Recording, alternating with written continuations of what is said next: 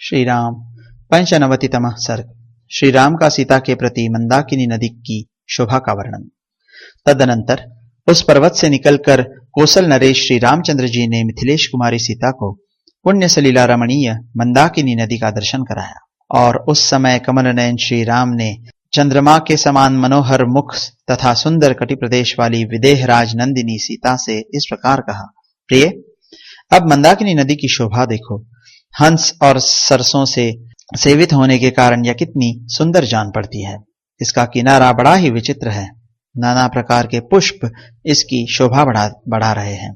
फल और फूलों के भार से लदे हुए नाना प्रकार के तटवर्ती वृक्षों से घिरी हुई यह मंदाकिनी कुबेर के सौगंधिक सरोवर की भांति सब ओर से सुशोभित हो रही है। हरिणों के झुंड पानी पीकर इस समय यद्यपि यहाँ का जल गंदला कर गए हैं, तथापि इसके रमणीय घाट मेरे मन को बड़ा आनंद दे रहे हैं।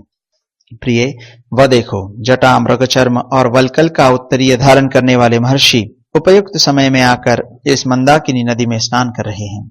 विशाल लोचने, ये दूसरे मुनि जो कठोर व्रत का पालन करने वाले हैं, नैतिक नियम के कारण दोनों भुजाएं ऊपर उठाकर सूर्यदेव का उपस्थान कर रहे हैं। हवा के झोंके से जिनकी शिखाएं झूम रही हैं, अतएव जो मंदाकिनी नदी के उभय तटों पर फूल और पत्ते बिखेर रहे हैं, उन वृक्षों से उपलक्षित हुआ यह पर्वत मानो नृत्य सा करने लगा है। देखो, मंदाकिनी नदी की कैसी शोभा है। कहीं तो इसमें मोतियों के समान स्वच्छ जल बहता दिखाई देता है, कहीं यह ऊंचे कगारों से ही शोभा पाती है। वहां का जल कगारों में छिप जाने के कारण दिखाई नहीं देता है, और कहीं सिद्धजन इसमें अवगाहन कर रहे हैं तथा यह उनसे व्याप्त दिखाई देती है। सूक्ष्म कटि प्रदेश वाली सुंदरी, देखो, वायु के द्वारा उड़ाकर लाए हुए ये ढेर के ढेर फूल किस तरह मंदाकिनी के दोनों तटों पर फैले हुए हैं, और वे दूसरे पुष्प समूह कैसे पानी पर तैर रहे हैं।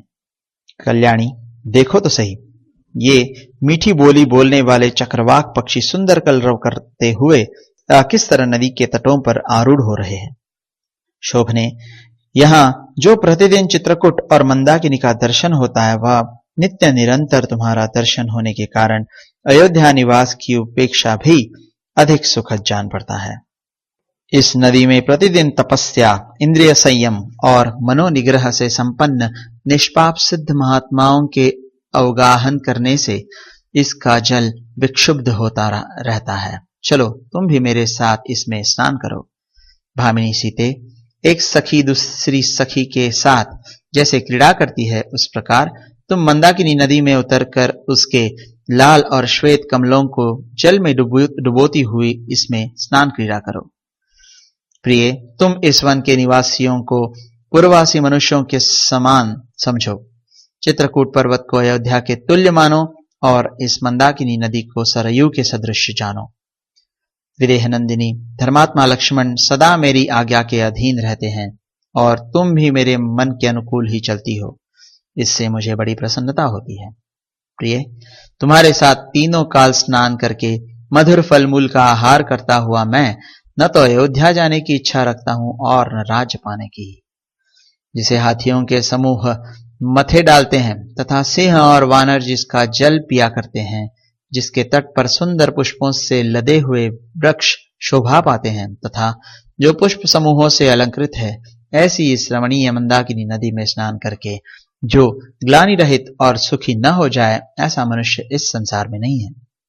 रघुवंश की वृद्धि करने वाले श्री रामचंद्र जी मंदाकिनी नदी के प्रति ऐसी अनेक प्रकार की सुसंगत बातें कहते हुए नील कांति वाली रमणीय चित्रकूट पर्वत पर अपनी प्रिया पत्नी सीता के साथ विचरने लगे। इस प्रकार श्री वाल्मीकि निर्मित आर्ष रामायण आदि काव्य के अयोध्या कांड में 95वां सर्ग पूरा हुआ।